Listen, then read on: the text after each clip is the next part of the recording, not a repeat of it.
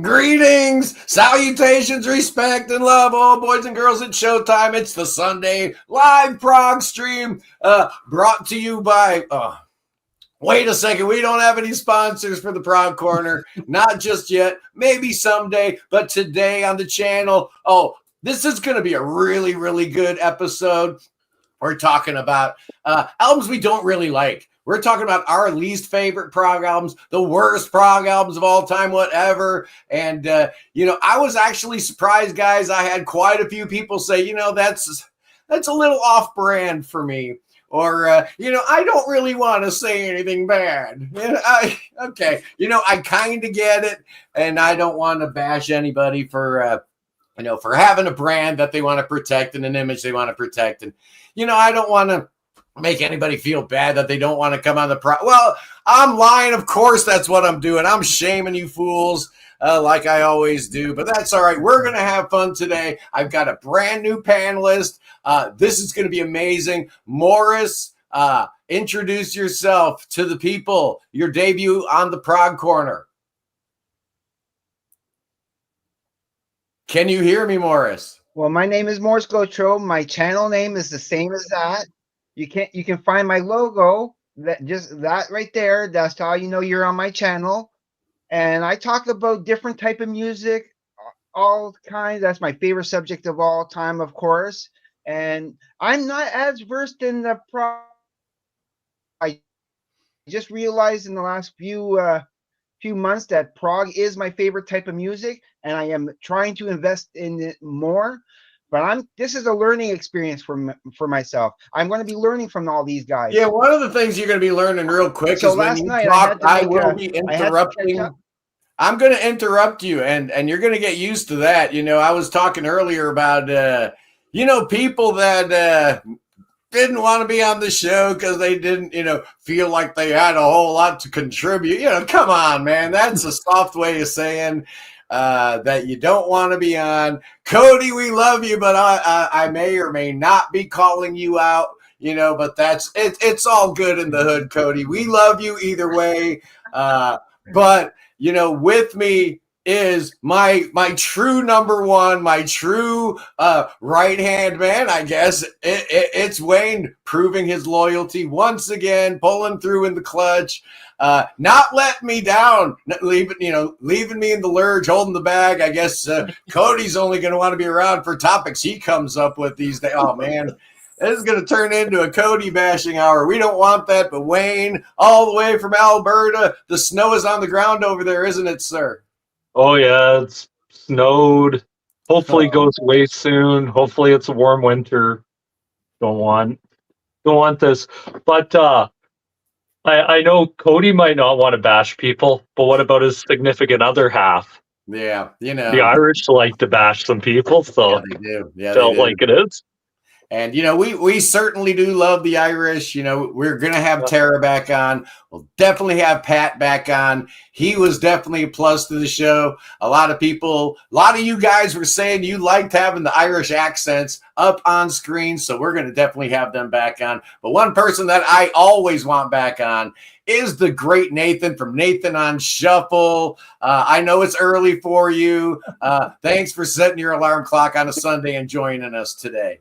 No problem. It's always fun to be a part of these, so I'm excited to be here. Oh yeah, and the peanut gallery's coming in, fast and furious already with it's a good call for Maiden. Not a great album, and of course, I bet there'll be a few mentions of the astonishing as the episode goes on. But Kyle, what says you? How you been, man? You haven't been on in forever. It's almost like your debut. It's been I don't know, like 4 or 5 months. I don't remember the last time I was on. It was sometime over the summer, I think. Wow. I don't know, just time. I've been even on my own channel. I've been, had my hand tied, just because making content is just often dictated with how much free time you have. And, work, we're dealing with mice in this house of mine, and there's other stuff that I've had, medical issues, and just, YouTube has kind of taken a backseat, unfortunately, and even on the stream. But I try to at least try to watch the stream if I can. And obviously topics that I'm better versed or not as versed, it would kind of dictate. So And No while excuses. We had Charlie Bramall, the lead singer for many, many prog bands, on the all instrumental. Remember that? We had a singer on for our best instrumental tracks, and then we had the great Davey from Bardic Depths, right? Hippie Davey, right? He's on the beach somewhere in the Canary Islands, playing his guitar, playing some Neil Young tracks, some Jim Croce for the tourists getting off the cruise ships there, wherever he is down there, and we put him on an Iron Maiden episode. He'd never heard that one song. So I don't, it's about entertainment for the people. And Andy from Unit, always a pleasure to have you on. Come on, Cody. Yeah, all excuses, nothing but excuses, but that's all right. Oh, Cody, it's going to be a good day. And, I really think it's only fair. It's only fitting. A lot of us, had a rough week this week. I mean, let's be honest. I've got a lot of people on all ends of the political spectrum that watch this show. So we don't get into that here on the program, but I do know and I do understand that some people have a broken heart and went through some rough times. So what say you and I and the whole world just get together, listen to some prog rock, forget about our troubles. The greatest music that was ever recorded can solve all of mankind's problems if they just sit down and listen to Yes, listen to Genesis, listen to Emerson, Lake and Palmer. The world will be a better place. Unfortunately, I doubt any of the world leaders are listening to Supper's Ready right now. But if they would, I guarantee you half our problems would disappear just like that. But one person I'm hoping doesn't disappear just like that is Morris, and apparently a shaky internet connection. You're kind of getting frozen or whatnot there. You look like you're all right. I see your eyebrows going up and down and whatnot. The numbers are getting up there. People are excited. They want to hear what you have to say, Morris, and as do I. So we're going to let you go first, man. Your least favorite prog albums of all time. And, prog is a very loose definition around here. So feel free to do whatever you want to do.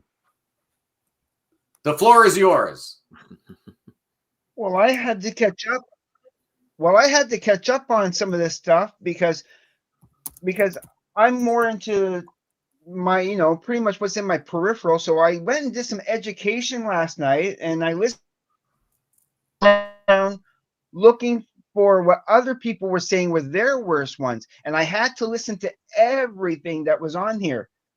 So I went and listened to Triumvirate, John Anderson, From Me to You, Dream Theater, The Astonishing, Genesis, Calling All Stations, Emerson, Lake and Palmer, Love Beach, Pink Floyd, The Final Cut, Jethro Tull, Rock Island, GTR, Steve Hackett, Attila, the Steve Hackett is Highly Strung. Yes. I think Attila's Billy Joel's band. Open Your Eyes. Yes, Magnification. And what people were saying was the worst Gentle Giant album, Giant for a Day. Now, I listened to the Gentle Giant for a Day, and if that is their worst album, I definitely want to get it. I want to get more of them because I actually liked it. I gave it an 8 out of 10. I gave it an 8 out of 10. But the worst album was the Triumvirate, the Russian Roulette. Yeah, that I gave a 0 out of 10. I couldn't get through that. That's a terrible record. That was Morris. Morris went really fast through that. He actually DM'd me his list, and I'm glad he did. He mentioned The Final Cut. I wonder if anybody else considered that in their list. I know I considered it, but it did not make my list. Another Pink Floyd did. Way to look at it, because if you don't look at if it's a bad album, it's just their worst in their catalog. It still could be a good album. I didn't even think about that. Right, and then you got Attila, which was Billy Joel's band. The pre-solo Billy Joel. Yep. Not great. 4 out of 10. Yeah. Okay. What about? Did I hear Dream Theater, The Astonishing? I knew that would be in there somewhere. Not on my list. You know. Yeah, I gave that a 1 out of 10. Oh man, some of the lyrics are a little It was wonky not. on it. You're really the only one. Giant for a Day. I Not hated that at kind of first, thing at all. but I actually learned to really like Giant for a Day. And yes, Magnification cannot be on the list, man. Oh, I love That's a great album. Yeah. Yeah. But we're gonna shame you when you come on here, Morris. I You know gave how it that one goes. a higher score. I gave that a higher score. I even tried out the Open Your Eyes, and I even liked that one a little bit more. I didn't think it was as bad as people were saying. So for me, they weren't all that bad. I still want to get more. Yes, these are the ones I own for now. I own these 3 here. Good one. Good So starting point. I do want to get them all. Oh yeah. Oh yeah. That's a good starting point right there. Hey, we had the Samurai of Prague on last week. Anybody catch that episode? That was a whole lot of fun. And yeah. Marco Greco was telling me, I got another band where I actually sing. He like sent me this DM like Sunday. Like 5 days later, I get this from Italy. That's pretty good. I mean, that's fast. It's his other band. It's MEN. Album's called Spillover. And, I was going to say this on the front end, but I just seen it sitting there. Really cool album. Very modern. If you like the Porcupine Tree, if you like the Steve Wilson and the Riverside and, Nice. maybe a little bit of the Pink Floyd.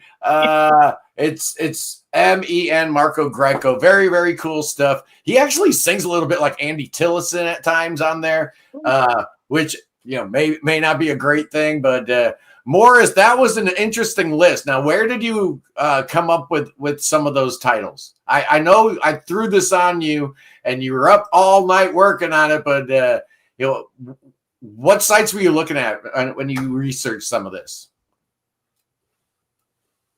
Just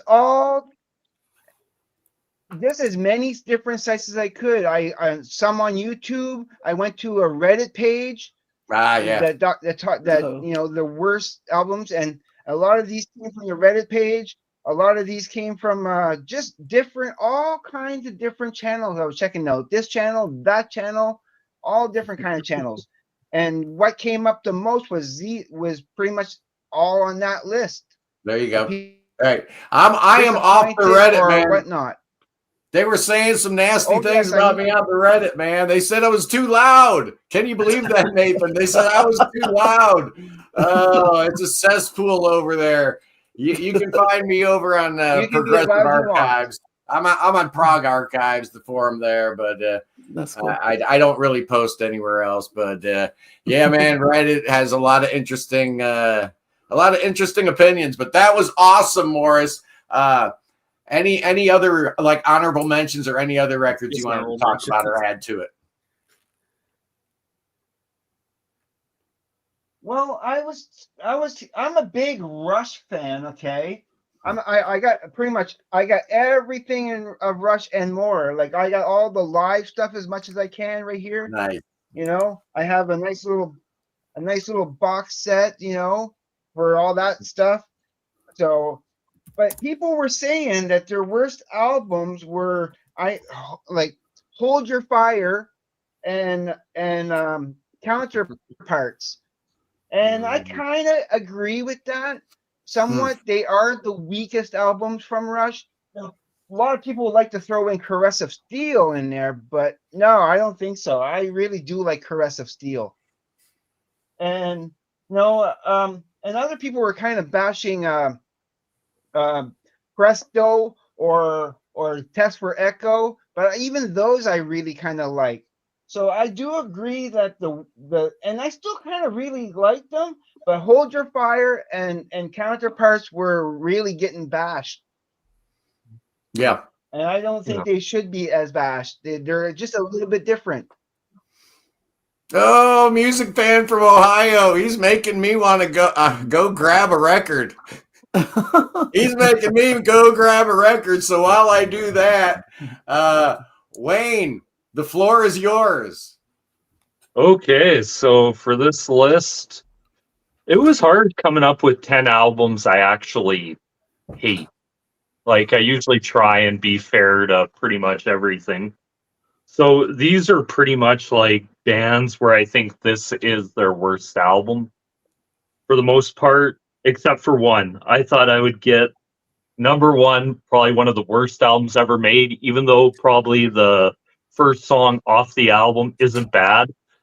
Angelic to the Core by Corey Feldman. Oh, Nice. Just had to throw that out there. How can you talk about worst albums ever made, not mention Corey Feldman? So Poor Corey. I think he played live recently. I He thought I has saw- been doing a lot of dates. Yeah, a It's couple been weeks ago. embarrassing. Yeah. but anyway, onto the proper list. First one that came to mind when coming up for this, Francesco Zappa by Frank Zappa. Mm. That's the only Frank Zappa album I have a really hard time getting through, start to finish. And it's just the sound of it. I just couldn't dig it. Next one is Amagama by Pink Floyd. Is definitely for me Pink Floyd's worst record. I know some might say, like you said, The Final Cut, or I've heard some say A Momentary Lapse of Reason, or even Endless River. But there's just something about that album. It just doesn't feel right. Had they done what they did 10 years later, where Gilmore, Wright, and them pretty much released solo records, I think it would have worked. But it's just noise at times. Novelty. Next- Novelty. Next on the list for me, from my favorite band, Uriah Heep, or one of my favorite bands, Different World. Hmm. That album is a complete snooze fest for me. Like, it's one of the few Uriah Heep albums where I listen to, I can get through about half of it, have to take a break, come back another day, and listen to the final half. It's very hard to get through the whole thing. Yeah. Next, Saint Anger by Metallica. Mm. That snare sound. Mm. And some of it is a little bit also, I think the songs dragged on way longer than some of them needed to be. And that's pretty much my complaint about some of Metallica, where it's like you could have trimmed off these songs and probably came with a more concise, and it might have hit better. Here's one, Scott, I think we've discussed on the channel before. In the Hot Seat, ELP. Yeah. Yeah, Yeah. pretty rough one. Yeah. That's hard. It's hard to suggest otherwise. You know, people are going to say Love Beach, and I No. understand that, but that is not the correct answer. It's In the Hot Seat, man. Oh man, that when even your producer of the record says it's the one regret he has throughout his entire career, yeah, right off the top of his head, you know he did something wrong. yeah. Another album that got mentioned, The Astonishing Dream Theater. Yeah, there you go. Has to be.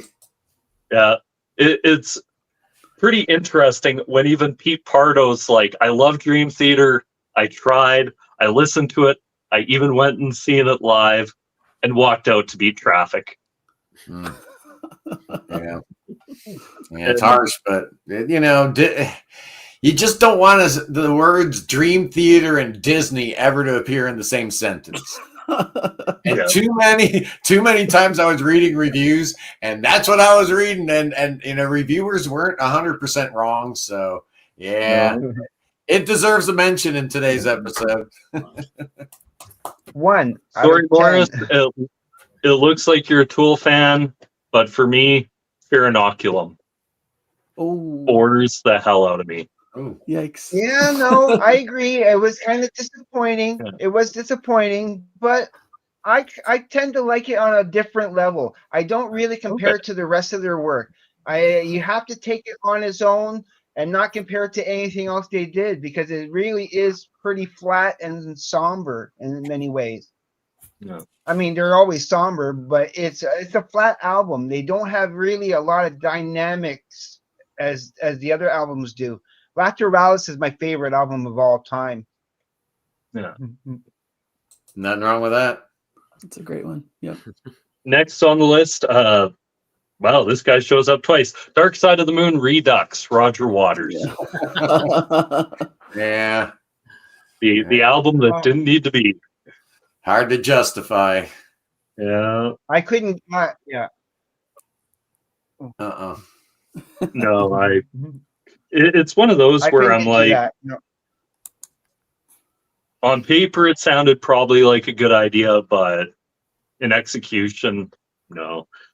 Next on the list, Union by Yes. Yeah, it's terrible. Yeah. That's I think album. It's just awful. I'm sorry. There's one good song though. I do like what was that Miracle of Life song? Yeah. That was a good song. I think Masquerade was that the Steve Howe acoustic little ditty on it. Yeah. But other than that, yeah, it didn't even sound like Yes. Don't they play they play Lift Me Up live? They used to, but yeah, you know, what can you do? Morris mentioned this album, Russian Roulette, Triumvirate. Yeah, that was a bad one. And finally on my list, finally on my list, threw this on here not because I think it's a bad album. It's just I feel bad that this is the album he gets mostly remembered for, because I think a lot of his later stuff is a lot better and probably more in line with his vision of what he wanted. Trout Mask Replica, Captain Beefheart. No. Come on, man. I like what is this, a comedy show? What's going on? I actually need to get that. I've been searching for it. Like I like, it's one of those. I love Safe as Milk. I love Lick My Decals Off, Baby, Clear Spot, some of his other stuff, and it's one of those where I'm like, it's just that album. So you know, it's a bad album. Yep. Oh, you're killing me. But yeah, Tromass Replica, I do like the record. It's not what you said. You can't take it back. I'm not taking it back. I'm just saying that I think it's bad. I think it's horrible that Beefheart's remembered mostly for that record. Oh, okay. And not everything else. Mm-hmm. Okay, that's fair. Because I'm even a big fan of Ice Cream for Crow. Yeah, like his career was pretty. I'm down with Captain. You're leaving us with that. That's it. That's it, Scott. Oh, God. Dead wrong once again, Wayne. Why do I have you on here? Oh, I know why. Because I can't count on Cody. That's why. That's why I got you on here. You know, and I guess I shouldn't be too hard on Cody. Yeah, he now has, the woman of his dreams, right? Has flown the coop, man. Flew all the way from Ireland, all the way to Canada. True love was born right here on the Prog Corner Sunday live stream. So, if they need a little bit of time off to work on their relationship and do, girlfriend and boyfriend kind of things on a Sunday, I guess who am I to stand in the way of true love? But, either way, it hurts just a little bit. But, always a balm, a salve, if you will, to my wounded soul. It's Nathan on Shuffle, man. And anytime I'm feeling a little down or feeling a little bit blue, I just go onto YouTube and I see Nathan on Shuffle's got a new episode posted. Oh man, I'm going right there. And, within 30 or 40 seconds, I'm feeling a whole lot better. If you don't subscribe to Nathan's channel, do so immediately. Nathan, man, thanks for joining us today. This is awesome. Yeah, no problem. Always We should happy do to this be part every of it. Sunday. Yeah, I love being part of it. So glad to be here. And this was a hard topic because I've It kind of is. branded as one of the nicer. You are, yeah, you know, you YouTubers. are the nice guy, right? Yeah. Yeah. So this was kind of a challenge. I was trying to look through a lot of my videos of where I rank different artists and kind of seeing what I ranked last to kind of put those in the mix. And I consider these just my own personal choices. I know there's some people who defend these albums and love them. So it's all just kind of a personal preference thing. And I try to include a couple of like newer bands that I just, for some reason, these albums didn't connect with me when they came out. Because most of the time, if it's my favorite band or one of my favorite bands, I like most of the things they put out. So it's kind of a rare instance when they just kind of have a miss for me. The first one that I thought of is actually IQ and their album Resistance, the last one they did, which isn't a bad album, but I really love Dark Matter, Frequency, and Road of Bones. They're like three of my favorite modern prog albums. So this was a little bit of a dip in quality for me. And I just, for some reason, just not quite as hard. It didn't grab me. It wasn't as memorable. It's enjoyable to listen to at the moment, but nothing really stands out for me. I really like it, but yeah, it didn't stick, right? Yeah. So that's why, you know, it's really not deserving to be a worse prog album, but I just wanted to mention it because it was a disappointment for me. Also, Arion, Transitus. I really love Arion's albums, but this one just doesn't really work for me so much. There's a lot of narration. It doesn't really fit in his wider universe and the style of his other albums. So I feel like this was a bit of a misstep. I think it was meant to be something else, and it kind of got shoehorned into an Arion album. So it just doesn't really work as well as some of his others. Talking about Rush, my lowest rated Rush album is actually Test for Echo, which I think was kind of mentioned. And really it's a lot of those albums in that period, like Presto, Roll the Bones, they could probably be here too. This just isn't my favorite period of Rush, I suppose, because I really love everything early Rush all the way through the 80s, really. But yeah, I just found, you know, it starts out pretty good as an album. There's a few really cool tracks at the beginning, but I feel like it kind of suffers towards the end. Like the tracks just kind of, you know, fall off a little bit as the album goes on. So you know, 19 albums there, you know, there's going to be one or two that aren't, you know, your favorites, and that's all right. You know, when everything else is so brilliant, it's kind of forgivable we all love a couple. And it looks like everyone in the peanut gallery, Nathan, is taking this in the right spirit. You know, we're not bashing on anybody here. It's prog rock. I could actually make a case, Nathan. There's no such thing as a bad prog album. Yeah. Kind of, sort of, if your mind is in the right place, that your intention is in the right place, that your spirit and your whole being is trying to make a prog rock album. Hey, you already get 4 stars in my book. So there's no such thing as a bad prog album. Done. Yeah. And I feel like any album, there's always someone out there who likes it. You know, there's no universally hated album, I think. Even some of these ones that we seem like a consensus that a lot of people agree, but there's always someone out there who's like, oh, well, that's actually one of my favorites. So just have to be contrarian. Yeah. You always have a contrarian out there. Of course. I picked Gentle Giant for a Day. As much as I love Gentle Giant, I think this is clearly the lowest point of their catalog, even though I still like the album well enough because I'm such a big Giant fan. But I just couldn't get into this one compared to like the brilliance of all the rest of their catalog. Whoa, hey, Nathan. Looky who's in the stream here.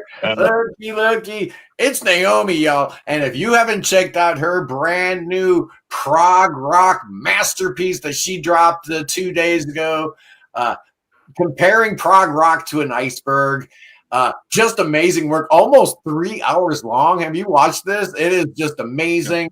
If you haven't seen it, go to my to my community page. I did post a link to that. Just amazing work, Naomi. So good to have you back.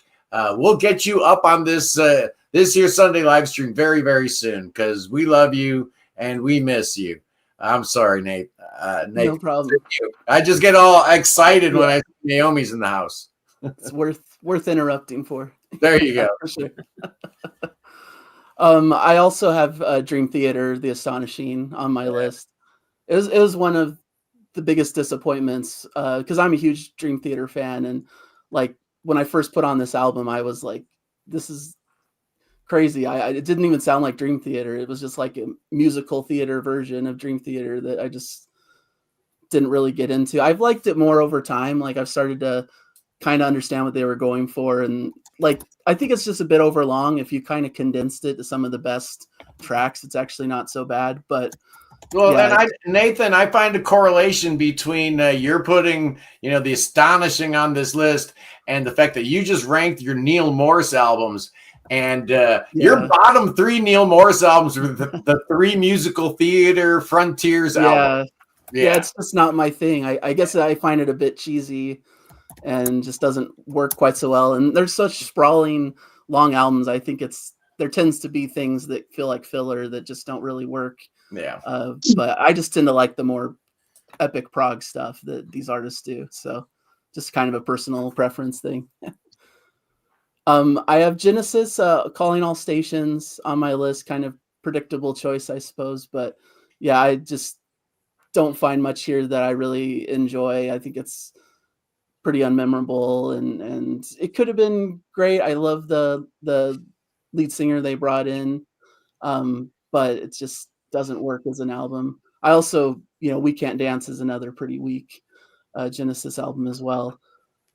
Jethro Tull, Under Wraps is on my list. I know it has its defenders. I've kind of seen that online that some people like this, but it just doesn't work for me. The production is pretty bad. I don't really like their kind of 80s style. I much prefer the kind of folky 70s stuff that they did. So just kind of a personal thing. I'm one of those guys, man. I defend it. I knew somebody's going to have it on their list. I love it. I think it's so cheesy, so wrong. Everybody points to the Faco drums being the biggest problem on this album. Oh, there's a lot more. There's bigger problems than the drums on this thing. It's just kind of so bad. It's great. Yeah, that's my position on this album. Give it another listen.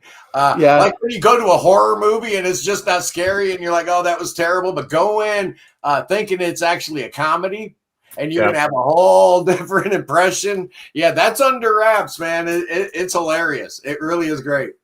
Yeah. Maybe it's partly the expectation. I went in knowing everyone was saying this was one of their worst. So I probably already expected it to be bad and kind of confirmed when I listened. But yeah, it's worth another listen. Seems like could go in with fresh ears. Yeah. So I have my Emerson, Lake and Palmer album, which may be a little controversial. I'm not a big fan of their Works albums, Volume 1 and Volume 2, really. And I agree with In the Hot Seat is pretty bad, but I don't know. These Works albums just feel so just a bunch of random things all kind of compiled together. It doesn't really hang together very well. I'm actually a Love Beach defender. I actually really love Beach. I think it's a great album. But yeah, Works is just kind of all over the place. They kind of separated out, each artist gets their own side, and it just doesn't really work so well. Some of the songs just don't fit the ELP mold very well, and I don't know. I agree. Really aside from side 4 of Volume 1, there's not a whole lot of there. And I see Andy pimping the Prog Corner. That's right. Like and subscribe, which just made me realize Jeff Shilka's not in the house. It's the very first Sunday stream we've had without him.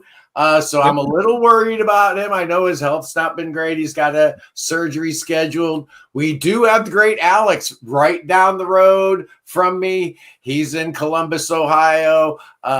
He's going to defend The Astonishing. He loves it. And, I understand why people do love it. There are some good melodies in The Astonishing, but again, if you can accurately put Disney and Dream Theater in the same sentence, it's probably deserving of being on the list.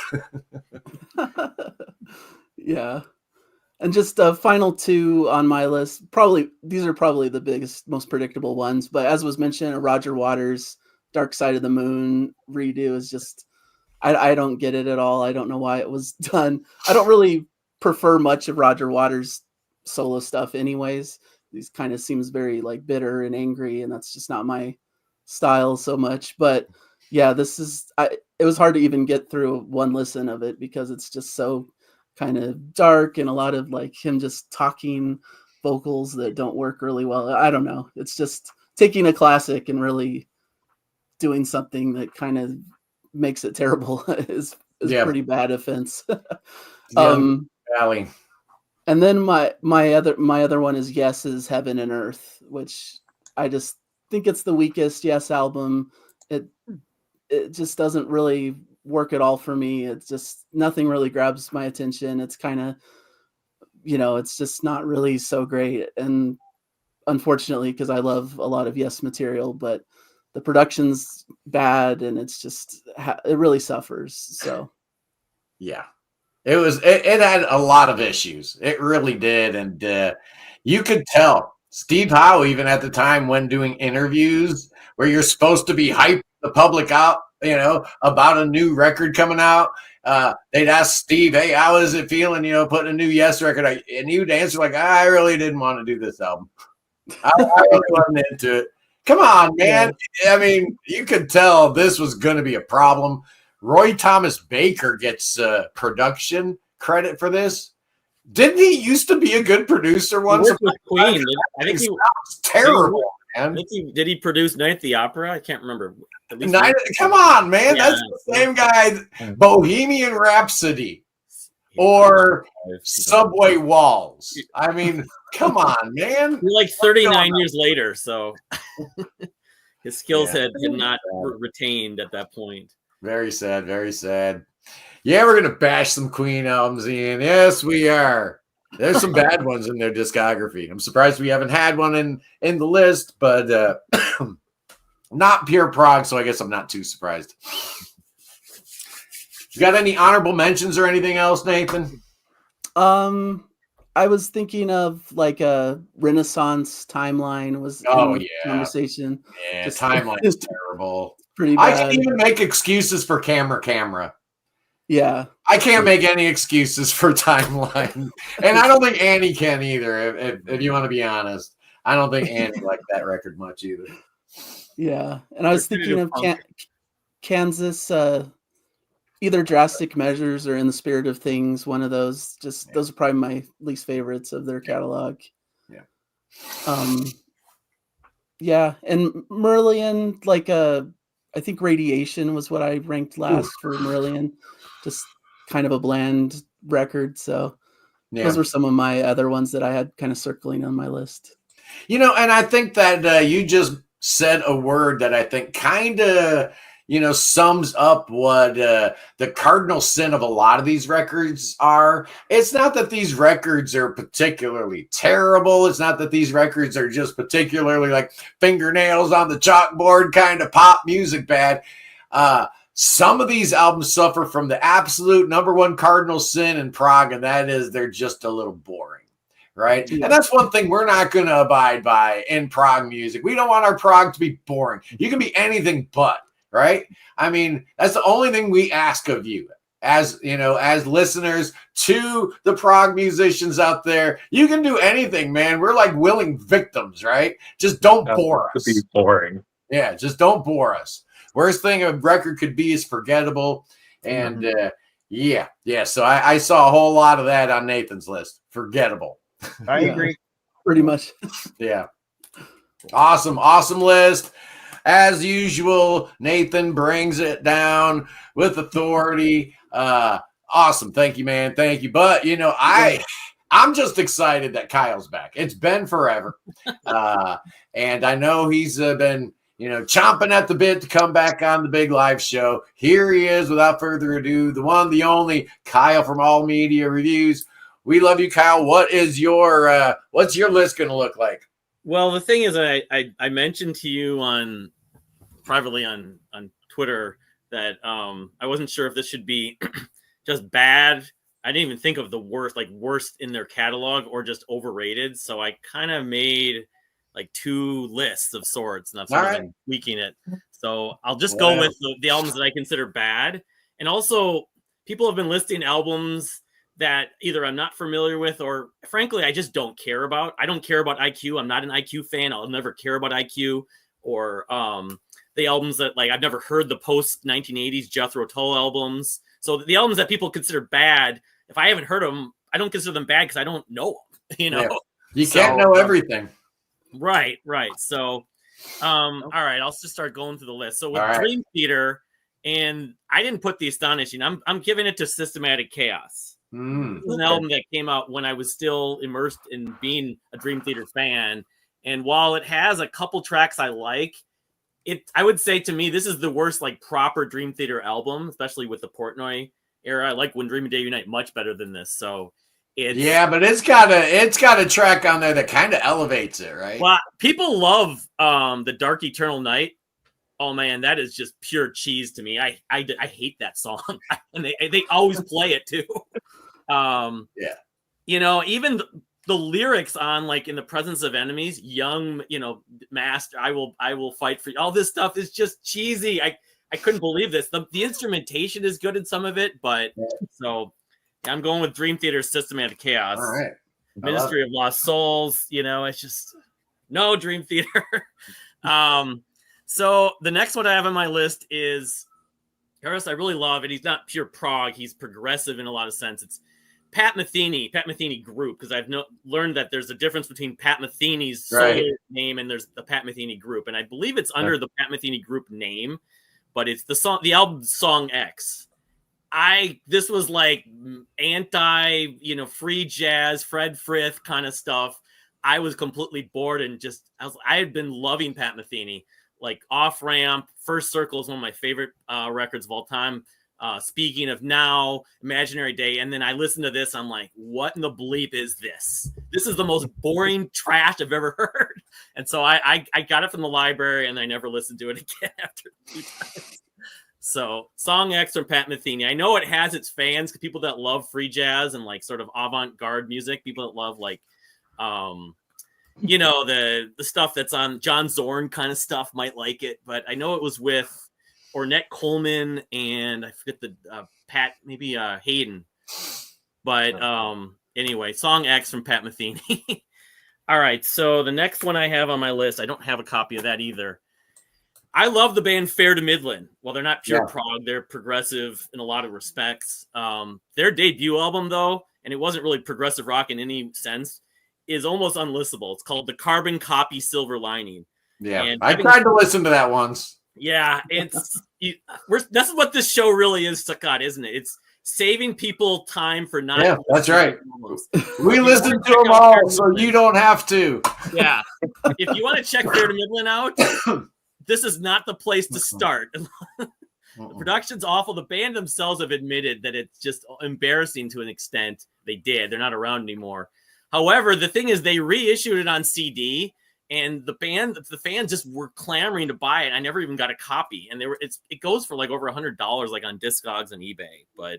But yeah, it's no bueno. I mean, listen to any of the other Fair to Midland albums, but that's the one I would pick. Along those same lines, this isn't really a writing thing, but Coheed and Cambria, they have some albums I have serious issues with, but the one that I have the most issues with, and most of the fans do actually, is the album Year of the Black Rainbow. Yeah. The mix and the production is just unlistenable, and you compare it to the records that came before it, and it's like night and day. So yeah, I've listened to it a couple times. I did a stream with Death by Unicorn last year with Coheed and had to listen to it again. It was just painful. It was like nails on a chalkboard listening to it. Yeah, it's not a good one. Coheed and Cambria's Year of the Black Rainbow. So I had to pick a Marillion album, as much as I don't listen to this. I don't think it's a bad album. It grew on me, but I kind of have an issue with one or two other records, but I'm going with Somewhere Else. This followed Marbles, which was obviously very well received, and most people consider their like modern classic. And the lyrics in this album are super downer. Now, some of the music is pretty good. The title track and was A Voice from the Past, but it's got songs like Most Toys and See It Like a Baby that are boring and just kind of at the bottom of their catalog. And they're kind of fluffy, you know? So, and I always would see copies of this at half price books that people didn't like it, so they just sold it. So, somewhere else from Marillion. Oh, Zeb has made it into the peanut gallery and taken a swipe at It Bites. I mean, not just one of their albums. He just took the whole discography and said, yep, they just suck. That's just, okay. And then questioned their prog bona fides at the same time, all in a nifty 120 characters. Well done, Zeb. Well done. That's nice work. The David Cross tour has Mitchell. John Mitchell, is it? Right? Yeah. Who was with Ed White. So he's everywhere. He's playing Prog with David Cross doing the early Crimson, the 70s Crimson. I mean, John Mitchell, he's in Asia now. Right. I mean, Frost, Arena. I mean, The Only Robot. What doesn't he do? He's everywhere. He's the token, hired gun player for any modern prog band. So my last pick of like bad albums, and I can't choose between which one I would say is worse, but it's both Union and Open Your Eyes and Heaven and Earth. Those kind of three. I mean, they all have like one or two songs I like, but that's about it. Even though I even got the surround sound version of the time. It's like Q sound of Open Your Eyes. When I was working at Best Buy, I was like, well, I got to try out my stereo system. It's the new Yes album. I'll see what it's like. And no bueno. But yeah, so I mean, I guess if I'm choosing the worst of those three, it probably would be Heaven and Earth because it was just it's saccharine fluff to me. I don't see a reason why I want to listen to it. It was just boring and plasticky sounding. So I guess I can go through as quickly as possible the overrated list, and this is going to ruffle some feathers, I think. But I'll do it just to say my piece. So one is this album that is praised by this band, and I love their first album, and I like a lot of this album, but this album has terrible mixing on it. It's Carnival's Sound Awake. I even got it. I pre-ordered it. I got it from Australia. It was signed 2000, came out in 2009, and people heard it like after that. The cymbals clip constantly on this thing, and it's a product of the loudness wars, kind of like the Coheed record I just mentioned. So Sound Awake, super overrated. And so I consider it bad, but I just don't want to listen to it typically. The same goes true with the Mars Voltas, the Bedlam and Goliath. The breakdown, this is the loudness war tour de force. I cannot handle listening to the way those cymbals clip. So as much as the writing on this, they won a Grammy for it was Wax Simulacra. Yeah, the one slow song they got a Grammy for. I would pay money if they could remix this sucker. Because the music itself, the writing, I think, is actually really good. I love it. Yeah, it's unlistenable to one me. of my favorites. Me too. I know people love it. People love it. So this one's here are the real big overrated ones. I do not like this album very much. Porcupine Tree Spirit. This is the most downer of downer lyrics. Who is this guy? Lyrics on this picture. So No. This is super overrated to me. This is probably my second least favorite, second worst or least favorite Porcupine Tree album. I like the Normal EP better, or the nil recurring EP, which has Normal. So, and then here we go with the big. I had to pick another. This album has become overrated to me. Marillion's This Strange Engine. This album is very vanilla. Most of the songs are compared. I love Radiation. Actually, I know Nathan, you said you didn't like Radiation. I've grown to love. This album, other than the title track, and even I think they've done better. Epics Interior Lulu, I think is better from .com. They're my favorite band, but I think this album has been praised and they got remastered. I just find most of these songs, they're not progressive. They're just kind of pop rock songs. And I don't know. I loved it when it came out, but I've just grown to sort of get bored by it. And here's the one that's going to kill everyone. I find this album very overrated. Everyone, including not outside the front, Close to the Edge, I think Yes did many things I like much more. And Close to the Edge. Agree. Should I mute him? You called me on the show, and I'm like, all right, I got to figure out how I approach this. And I find Close to the Edge. I also find Awaken off of Going for the One. I like the rest of Awaken. To me, it's cheesy, the church organ and some of the lyrics. So I know people. I agree. It's Awaken is slightly overrated. And also for Rush, Snakes and Arrows. That's the other one. And while I like 3 songs on that record, most of the songs to me, the music is boring. As much as I like some of their, I can see why people would choose Test for Echo, but Test for Echo has more songs I like.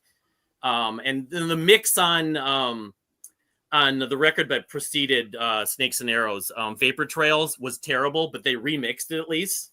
And I find actually the songwriting is still much better than on Snakes and Arrows. And I thought the last Rush album, Clockwork Angels, the songwriting was better. I like the main Monkey Business, Far Cry, and Malignant or Narcissism. The 2 instrumentals are good. Otherwise, I could probably throw away most of Snakes and Arrows. So, all right, there's my piece. Wow. I agree. Some hot takes. To throw in another overrated album, Pink Floyd's The Wall. Yes, very much. The Wall still has a lot of good music, but you want to listen to the whole thing? Talk about beating a dead horse. I don't know. That's how you approach worst albums. How often you want to listen to them, how much you get or you don't get from them. That's the way I thought of it. There's just in the prog and the music community scene, they love to praise certain records, and it's just kind of Wait a second. This explains it all, Kyle. Right here. This explains everything that just happened. I apologize to my loyal audience. Everything that was just said by Kyle. Boldface lie. In fact, paid for by the opposition. When you're doing political campaigns, at least you're supposed to have at the bottom, this ad was paid for by the so-and-so political action committee. And then they start talking really, really fast and stuff like that. You know what time it is, right? Their hand is in your pocket. But with Kyle, you don't know, man. He's just smiling. He looks like this nice guy. Kyle looks like he's 21, right? And then he's talking about, I was at Near Fest back in 1980, and I'm like, wait a second, I can do the math. There's no way. I just, There's I'm no a way. time traveler. Hey, well, how old do you think Ralph Macchio is? How old does he look? You watch Cobra Kai? The guy looks like he's like 40 or something, and he's in his 60s. Yeah. You see, that's what happens when you're all Hollywood and stuff, Call it genetics. Personal trainers and nutritionalists and all this, that, and the other thing. But, when you're living in the wilds of Minnesota, it might not be so easy, right, Kyle? Right. That's the secret. You got to grow up in these parts and then you'll age slower. That's it. Well, it was great. It was great hearing you guys' terrible lists. Battle of the terrible lists. They're terrible. All of them were terrible. I was going to do, everybody hates this album. They're wrong. They're just wrong. Not on my list. We got Music Fan from Ohio telling me Colin Scott should be on this list. I'm tempted to have it on the list because you've got not just Robert Fripp, you've got Peter Hamill, you got Peter Gabriel, you've got Chris Squire, you got John Anderson, you got Rick Wakeman, all on your album. I'm forgetting somebody. There's somebody else on this album. Heavy hitters, and it's just terrible. It's just not Too good. many cooks in the kitchen. Yeah, perhaps so. For years and years and years, I thought Rush was 18 out of 19. Morris, what are you saying? Are you saying something, Morris? You were going to say something, weren't you? No. All right. Well, I thought Rush was 18 out of 19. Yeah, talking about Fripp, okay. Go. Yeah. Talking about Robert Fripp, okay, I have a question for you guys. What do you guys think of the Sylvian Fripp Damage? I couldn't get through this at all. I didn't like this at all. What do you guys think of it? Not my speed. I know he's worked. I've never heard it, but I know he's worked with them. There's too much music to listen to sit through that kind of stuff personally. People that love Japan, they love Fripp. So, and the hipsters that love that. Exactly. I love Japan. Hey, I love Japan, but some of that stuff was just a little bit too much. You'd think Porcupine Tree would have a bigger fan base based on that. Yeah, I was disappointed. Oh yeah, Richard Barbieri. It helps. It definitely helped, particularly back in the 90s and stuff. I think it did help, spread their notoriety to some people that otherwise might not have listened to a band with progressive leanings. Absolutely love Japan. One thing I didn't love was Grace Under Pressure. I always thought Rush was like, 18 for 19. I always thought they had one bad album in their discography. I was wrong. I was dead wrong. They're 19 for 19, man. This is actually a good album. What was I thinking? So yeah, we can admit that we're wrong sometimes, boys and girls. It's all about learning and growing together as a community, right, Scott? If you hate an album and then you go back to it and like it, that's more rewarding. I was told I did my Rush ranking. I had it in last place, and every single person in the comments told me I was an idiot, that I was dead wrong. So it hurt my feelings. So I went back and listened to it. I'm like, you know what? This is actually pretty good. I'm not too big a man to admit when I'm wrong. I was wrong about that one. I think a lot of people have been wrong about this one for a long, long time. The album cover got them confused. And I understand that. It's terrible. But the music's not terrible. No. I mean, they've done better albums. I mean, obviously. If you were expecting Brain Salad Surgery Part 2, the album cover should have actually lowered expectations a little bit, right? You knew you weren't getting, Tarkus Part 2 on that record, right? It didn't help. The tide had turned. And, I post every time we do this Sunday show. I always go on Twitter, Instagram, Facebook, on my community tab, talking about what the episode's going to be, ask for some nominations. Today's topic is worst albums in the history of prog, and I had a whole bunch of people bring this one up. No. Absolutely not. Number one, if you want to mention and nominate a Starcastle album, if you think this is bad, wait till you feast your ears on their fourth album, Reel to Reel. Oh my goodness gracious, that thing's a stink fest. That's terrible. Their first three albums are actually great, but this is what I got for my top 10 worst prog albums of all time. Sometimes when I put an album at the absolute bottom of my ranking, people tell me I'm dead wrong. I listen to them, I go back and I change my feelings about it. A la Grace Under Pressure. No Such Luck Beat. Yep. I still hate it. I still nothing about this album I like. I've tried. I don't like it. And Discipline to me is a 10 out of 10, right? It's the exact same album, only way worse. I just saw that. I just saw them this past week, but I won't like end your thunder here, but I'll say that record I never really spent time to. I kind of like some of it. I'm sure seeing Steve Vai and Danny Carey doing it. I mean, that had to be amazing. It was.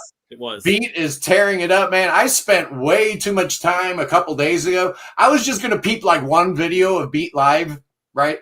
Just to see how they were sounding, and I knew the audio wasn't going to be great. Oh, man. I ran across some of their shows in LA or whatever. The audio sounded great. I ended up watching pretty much the whole show. Just, wow. Unbelievable. At number 9, again, going through my bottom dwellers, people telling me, this album isn't nearly as bad as you remembered it to be, Scott, blah, blah, blah. True. Not nearly as bad as I remembered it. Still bad. Is it worse? Still bad. And at number 8, I like it. The live tracks are fine. The live tracks are fine. That's what I was thinking. I'm just gonna keep saying my mama told me if I don't have anything nice to say, don't say nothing at all. The live tracks on this record are great. They're pretty good. Yeah. Okay. At number 7, I do believe it was just them playing live at the amphitheater. There's no crowd, which is weird. Yeah, it's awesome. Yeah, they're just playing, just doing whatever nonsense. Like an outdoor rehearsal, basically. Nathan, we were talking about the worst sin a prog album could have is to be boring, to be unmemorable, to be forgettable, and that's calling all stations. Yes, because technically, there's nothing wrong with this album. You've got Nick DiVirgilio playing drums. You got that Israeli guy playing drums. You got Ray Wilson. I got nothing against him singing, man. He sounds great, actually, But this album's boring. It's just not good. You don't remember anything about it. And that's a real problem. Divine Line's a really good song, though. But what a missed opportunity, man. Chester Thompson was begging to be in the band. I don't get it. But David Longden, just stop and think here for a second. You had Nick DiVirgilio you could have made full-time. You had Chester Thompson, who had been with you for 2 decades, begging to be in the band. And you had David Longden had to audition for the band. Imagine in an alternate universe where Genesis, this post-Collins Genesis comes up like a phoenix out of the ashes with that kind of a lineup, with Tony Banks still writing like Tony. Come on, man. It could have been amazing. Missed opportunity, awful, terrible. But the Kings of missed opportunity in the prog world, always going to be yes. Not only is this thing an absolute stinker, A, it wasn't supposed to be called Yes at all. It was supposed to be a conspiracy album. And B, it came out 2 weeks after another Yes album came out on a different label. I wonder why this thing didn't sell. Oh, and the fact that it's terrible doesn't help either. Yeah, Heaven and Earth was pretty bad, but at least the band was trying to come out from it had been a rough spell after John Anderson and then the whole Fly From Here thing and then David Benoit leaving. It was just rough for John Davison's first go around. Leave John Davison alone. He's fine. Nothing wrong with him. What am I? 1, 2, 3, 4. Okay, I'm in my top 5 at number 5. I'm sorry, boys and girls. I hate Kilroy. I just do. It's terrible. This is a terrible album. As much as I despise Cornerstone, at least going back, I can find a couple redeeming qualities about it. I can't find out one thing I like about Kilroy. I really can't. Love you, Dennis D. Young, but your ego had gotten so huge by this point in the game that, sayonara, man. The Mission and Crash of the Crown wouldn't have happened if you were in the band. So, so long and good riddance at number 4. This absolute abomination. I think you called it, Nathan, didn't you? You said I did mention it. In the spirit of things. Yep. I'm tempted to say maybe you're right within the spirit of things because there's no violin. But, come on, man. This was Robbie's last album. Carrie was already gone. The songwriting was absolutely terrible. This album was just bad. When Steve Walsh came in the band, back in the band, at least Power had a little bit of life to it, with Steve Walsh and Steve Morse back at the same time. It felt kind of cool and fresh for a minute, but that album just drastic measures, just terrible. At number 3, it's been talked about ad nauseum. Can't talk about it enough. It's in the hot seat, man. This is the one that made Black Moon sound like Trilogy. It was so bad. This thing is just awful, man. But I'm going to be honest. I like the very, very first song on here, Hand of Truth. Yep. Real good. But by this point, Greg couldn't sing anymore. Keith was like playing all his parts, overdubbing because his left hand wasn't working anymore. So he'd play his right hand and then he'd go back and play the left hand parts with his right hand. Just a sad ending to one of the greatest bands of all time. If you haven't heard this thing, don't do it. Just save yourself an hour and a half, save yourself some time and money. Don't do it. At number 2, I feel bad because it feels like I'm picking on Billy Sherwood. He's got 2 albums in the top 10. It's the William Shatner album, Under the Mystery. And I'm just not a fan of Billy Sherwood's production.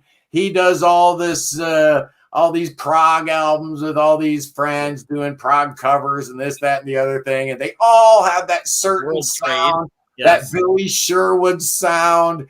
That World Trade sound. Kyle, you know what I'm talking about. Yes, everything sounds he's like all over Magna Carta. Right? It's like going back in the time machine. 3. What is the guy from 3's name? Robert Barry. You're everywhere in the 90s. It's like Billy Sherwood, Robert Barry. Okay, anything you buy in the 90s that was prog had one of those 2's names on it. Have you heard this album, by the way? I have not. I know Shatner did some of that stuff, and I'm a Star Trek fan and I'm a Shatner fan, but it's got Steve Vai, it's got Simon House, Mick Jones, Al Di Meola, Rick Wakeman, Edgar Winter, Nick Turner, Edgar Frossa, Robbie Krieger, George Duke, and it's terrible. That lineup, it shouldn't be terrible. When did that come out? Was that in the 2000s? Yeah, this thing was 2013. Let me show it again. I want to say I'm sorry, Cleopatra Records. I'm sorry for dissing one of your titles, but just not good. Cover. William Shatner may have been on the cover of Prog magazine. I remember that. It's like, what in the world? Shatner doing music on the Prog rock magazine. Oh, the Camel is an absolute good call. The Single Factor, and I love Steve Vai. Yeah, I like that call, but that's not it, man. My number one, the worst prog album of all time. Was it Spin Magazine, Kyle, that reviewed this 3-lettered band with a 3-lettered review? Their review of the debut album for GTR read SHT. Oh, okay. And that was it. Nice and tidy. Excellent journalism. That's music journalism at its absolute best. Pithy and accurate. This thing's an absolute stink fest. It's horrible. You couldn't, man. I was so excited when I heard this record was coming out, man. You couldn't peel me off the ceiling, man. I was just bouncing off the walls. Steve Howe and Steve Hackett in the same band. Man, I was all for it. And then I get the promo copy at the old record store and put it on, and it was just, yeah, I'd say about halfway through side one, that thing took a frisbee ride across the store after hours. It's just not, it did not have more good. successful commercial success than anything Tony Banks ever did, sadly. Yeah. You know, because so Hackett even has that over Banks, Yeah. in the Genesis pantheon. But I can tell you a little tidbit about that band. As a friend of mine who was prog head from the 60s and 70s, hated Dream Theater. He didn't like any, and then he listened to them. He compared Max Bacon, James LaBrie to Max Bacon. Well, the vocals are just like GTR, so it's pretty good. Well, you had mentioned Robert Barry. You talk about a hard luck story. Robert Barry is right. Yep. They were working on a second album. He was supposed to be the new lead vocalist, and of course they broke up, so that never happened. You know, and then 3 happens for him, and then, you know, that didn't turn out. I mean, so he's had a real hard luck story. Great guy, great musician. What's the name of his new band on Inside Out? Is that 6x6? Oh, 6x6. Yeah, that's right. Yeah. Or something. Yeah. Not bad at all. Also 2 albums out. Mover, by the way, though. I mean, GTR to me was like Asia. It's like, okay, we have a bunch of names that in the prog world playing together, and the music isn't prog. What's wrong here? Yeah. And hey, Scotty, I am with you, man.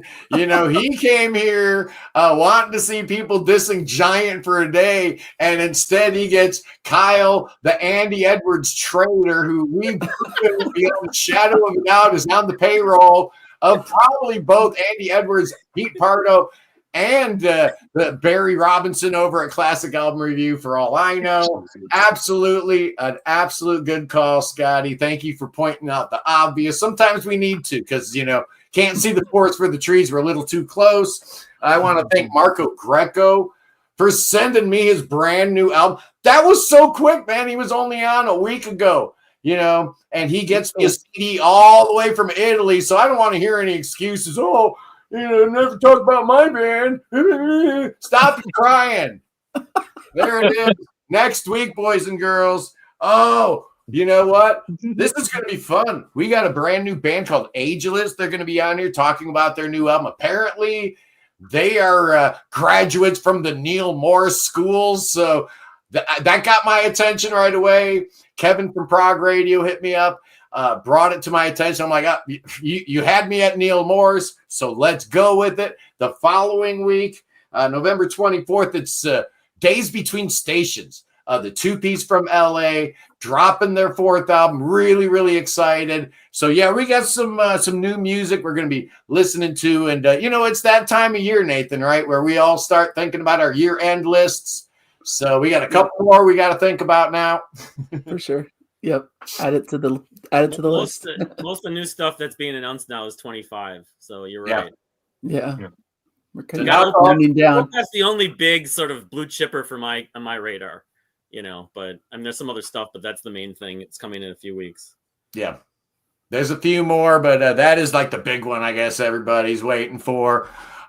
Morris, what do you got going on between now and the time Saint Nick comes to your house and drops presents under your tree? You're going to send off 2024 in a big, big way over on your channel? Morris? I'm going to try. I'll be talking about one of my new favorite bands. In December, I'll be talking about as much as I can about King Gizzard and the Lizard Wizard. Oh, I yeah. consider these albums prog for sure. You know, especially where is it? Not yet. Not a Gone Infinity is my favorite album. Right, it's my second favorite album, but right behind Lateralis for Tool.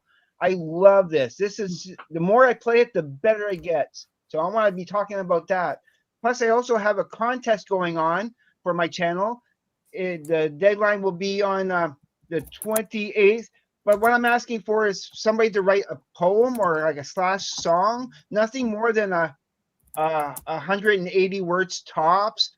And the five that I like the most, I'm going to be putting into a draw, and then I'm going to draw that. It's going to be for $100 gift card to Amazon.com. The draw will be on the 29th of November. So I hope people subscribe to my channel and enter that contest, because I think it's a fun little contest. And there you go. There you go. Morris's channel, absolutely Prog Corner approved. So get your lazy butts over to Morris. Not now. Wait till the stream's over. We don't want to lose that audience retention. God forbid. Don't leave now. But once the stream is over, go to Morris's channel, subscribe to his great channel. Let's get some momentum going, because I know it's been a little rough right now with subscriber counts. Everybody's saying the same thing. And I love how YouTube, everything's public. You can't hide nothing. I see everything. No. Everybody sees everything. And the subscriber numbers, it's getting a little bit tough out there. So we got to all stick together and work together to, lift up our youngins, our little fishies like Morris, who are going to turn into big old sharks and start eating and devouring. And I'll be definitely checking out everybody else's channel here for sure. I'm going to be checking out everybody else. Absolutely. That's how we do. Thank you, Morris. An excellent debut on the podcast. I will subscribe. I will be subscribing. Good job. Good job, Wayne. As always. Thank you. Loyal, I'm so honored to be here.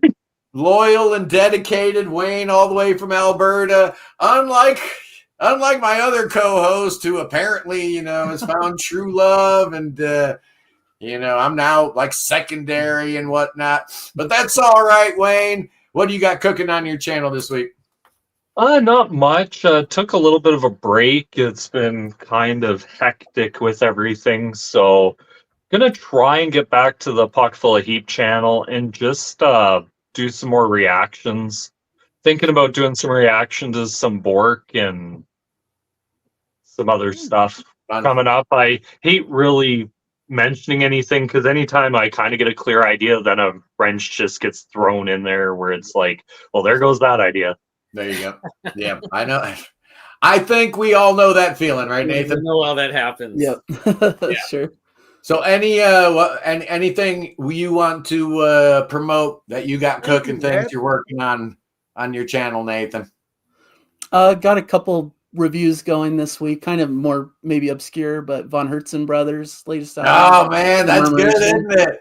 Yeah, I really like it. So I'll be doing a review of that, and then Isbjorg, I think is their name. Falter Endures, the album. I really like heavy for me, but you know what? I don't know, man. Von Herzen Brothers and Beardfish have been taking up my entire listening like the last 3 or 4 days. And I've had the Beardfish, forever, man. I think I got that like 5 weeks ago. Amazing. That Von Herzen Brothers album, just incredible. So I'll be looking forward to that. I might get around to reviewing that. Kyle, what are you doing? I'm doing like an A to Z, because I know you were doing the vinyl A to Z, the CD A to Z, and I actually think, because everything's kind of hitting full circle here with everything, and I've had these other plans, so I may try starting to do this thing called the modern progressive art rock history, like year by year. I'm going to go through I've tracked all the calendar of all those albums from basically from the 2000 all the way to the present. So It may take a year to finish it, but I'm going to try doing something like that. So that's I mean, the CD A to Z, I have 1,500 CDs. I've only done like 5 videos for it. So yeah. you know, I mean, talking about all these like obscure compact discs I bought like used for $5, like I haven't listened to this album in 10 years. It's kind of weird. It makes me want to go back and revisit those bands, you know. I mean, you've got a lot of that in your collection too, Scott. Yeah. So you know what I'm talking about. I know exactly what you're talking about. It's rough. You know, you go to the record store, the CD store, the music store, and you're flipping through, and it's like, what is this? And then they got like the recommended who you like, if you like or whatever. It's like, and then occasionally you'll find 1 or 2 of those that you love, and those become favorite bands. But there's other ones you bought that, you know, you didn't love, but you kind of liked, and so you may go back to it. So, man, you're making me think of the early days, like the early aughts, where we'd be ordering our latest Shins or Spoon CD off of Amazon, and at the bottom it'd like recommend all these other bands. Who's this Olivia Tremor Control? You know, exactly, who's this band? You know, and it's like you found so many bands that way. It was almost quantity over quality, but it was worth the effort, worth the digging. You know. Check it out! Check it out! Who was that? Nice. Spoons. Spoon. It's the 30th anniversary of Arias and Symphonies. I love this album. I love Spoon, by the way. Actually, a great band. Girls Can Tell, probably my favorite, but I enjoy all of their records. Series of Snakes, so cool. Even the at first one, Telefonico or whatever that was called, that they still sounded like Pixies to me. But very, very cool, man. It's going to be, you know, like I said, my closing here, I'm going to be real quick talking about all this great music we've had in 2024. And that's what we're all here about. You know, we love the classics, and we always talk about the Yes and the Genesis and stuff like that. But I implore you to listen to all the great new music that's out there. You'll find something that you dig, man. You know, and it's just incredible as I go through Prog Archives Top 100. And, you know, I don't do a whole lot of album reviews, but I try to do one a week. And apparently I'm not going to have time to review Present, Weimar, Compassionator, Baroque Project. Man, that was a good record. Infringement, Weather Systems. Have you heard this? It's like Anathema never broke up. What is going on? I have not gotten around to listening to it. Oh my God, it's better than The Optimist. It's good. The reviews have been mixed because people I like it. I like the Radican EP, but I like it, and I'm not a fan. I'm guilty. I need to listen to it still. I'm not an Anathema fan, and I think this Weather Systems record is fantastic. Sleepy Time Gorilla Museum. Don't think I'll get a chance to review it. Magic Brother and Mystic Sisters, Jadis, Pure Reason Revolution. I see you got the vinyl back there behind you. Oh yeah. I don't get a chance to review. What a great album. How about that Cersei Lincoln? Nesmith kid, Christian Nesmith.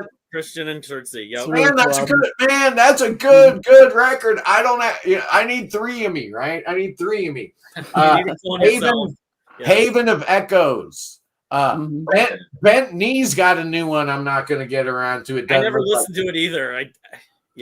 Tom Penguin. Fantastic Canterbury from France. Mandoki Soulmates. That crazy Leslie Mandoki, the Hungarian composer. Just incredible. Rick Miller. Hasse Froberg. I didn't review his new one. I love Hasse. Man, I'm sorry. Yeah. Celeste King Crow. Oh, that new King Crow is fantastic. Pain of Salvation years ago. The year started with Overforward. Those guys sent me that like in October of 2023. So I've been living with this record for. They opened for King's X here. So good.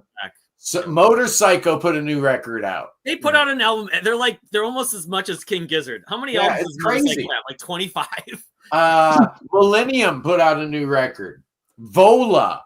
I probably won't get around to reviewing the Plantoid album, the new Inner Prospect, Slip. John Holden, 7 Steps to the Green Door, the Mangrove album that I really, really like. But I am really, really going to try to get to Beardfish, get to Von Hertzen Brothers, and I see a couple people have reviewed that Odd Leaf album. Oh, yeah. That's which I really digging. But tomorrow, I think I'm going to do a tribute to my hero, the one, the only, the great Pete Pardo, as he has just hit 100,000 subscribers. Oh, we love you, Pete Pardo. I am so proud of you. So yeah, that's going to be Monday. I'm just going to sit down and talk about my real thoughts, how I really feel about Pete Pardo and that whole Sea of Tranquility racket he's got over there. You know, I think it's all malarkey, man. It makes me want to grab my issues of Sea of Tranquility because I know you used to write in there. James Bickers was the editor, but well, maybe you and I should talk before I hit record. Yeah, and Rosalie Cunningham. Yeah, that was absolutely, man. That just came out too. That's a good record too. Yeah. You know, I know she's not watching. And I don't think her significant other watches the program. So I feel very comfortable in saying, you know what, Rosalie Cunningham, I have been your biggest fan for years and years and years, even though I read continually how much you actually despise the fact that your whole audience is old white guys like me. So don't worry about it. I won't be there. I won't be seeing you. It's all good. If you don't want me there, consider me not there, but I will still listen to your music. You are one of my favorite artists, and the new album is really good. Do you like it, Kyle? I haven't. I mean, I knew it came out, and I've meant to, but I didn't get around to listen to it yet. But I know her music. She's. I mean, she's prog, but I think it's more like psychedelic music, and some of it is progressive. But I've liked some of her other records, though. So the proggiest thing she ever did was the First Person album. The Circle and the Blue Door, and everything since has been getting more and more and more psych. And like she's been listening to, right? She was in a band before she just started doing solo music, I think. Yeah, Person. Right. Yeah. Okay. Yeah, and they did 2 albums as Person, and then she went solo. I'm a big fan. I love her, but anyway, it would appear we've gone a little bit long, boys and girls. So I'm going to pull the plug here before the numbers crater any more than they already have. No, actually, the numbers have been rock solid today, and it's all because of you guys here on the panel. Thank you so much for wasting your Sunday with me. We will see you when we see you, but in the meantime, it's time to dance with them snakes because King Chucky needs some saving. Oh, look out, boys and girls, here they come. Oh, it must be Sunday. We must be dancing with them rattlesnakes because King Chucky needs the saving. Oh, yeah, God save the king. I'll see you tomorrow. Peace.